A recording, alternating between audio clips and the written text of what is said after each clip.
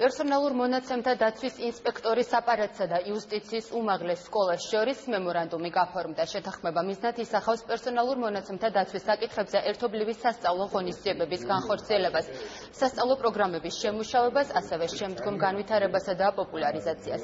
მემორანდუმის გაფორმება ქალაქ ბორჯომში მხარეთა მიერ დაგეგმილი ერთობლივი ღონისძიების ფარგლებში შედგა, სადაც პერსონალურ მონაცემთა დაცვის თემაზე კურიკულუმით შემუშავდა კურიკულუმს იუსტიციის უმაღლესი სკოლა მომავალში მოსამართლეთა და სასამართლოს სხვა მოხელეთა გადამზადების პროგრამის ფარგლებში გამოიყენებს.